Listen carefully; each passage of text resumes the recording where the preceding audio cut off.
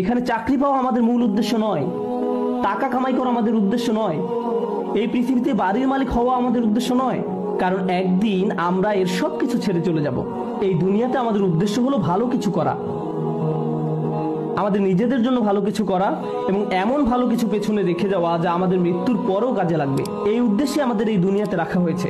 এই ব্যাপারটা যদি আপনার মাথায় থাকে, তাহলে আপনার শিক্ষা যদি আপনাকে ভালো কিছু করার দিকে নিয়ে যায়, আপনার বাড়ি যদি আপনাকে ভালো কিছু করতে সাহায্য করে, আপনার গাড়ি আপনাকে ভালো কিছু করার দিকে নিয়ে যায়, তাহলে এগুলোর একটি উদ্দেশ্য আছে। এগুলো নিজে উদ্দেশ্য নয়, কিন্তু শয়তান এগুলোকেই আপনার উদ্দেশ্য বানিয়ে ফেলতে চায়। ভাই, আমার লক্ষ্য হলো অমুক অমুক মডেলের গাড়ির মালিক হওয়া। আমি বুঝে গেছি এটাই আমার লক্ষ্য। এটা আসলে কোনো লক্ষ্য নয়, এটা একটা বস্তুগত জিনিস মাত্র। আর এই জিনিসটি শেষ হতে শুধু একটি অ্যাক্সিডেন্টই যথেষ্ট।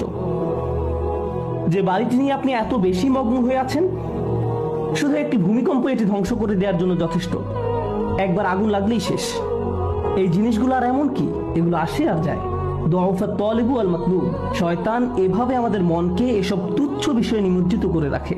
এর ফলে আমরা ভুলে যাই যে আল্লাহ আমাদেরকে বৃহত্তর উদ্দেশ্য নিয়ে সৃষ্টি করেছেন, কিন্তু সে আমাদের সামনের দিকে থেকে আক্রমণ করে ক্ষুদ্র বিষয়ে আচ্ছন্ন করে রাখে।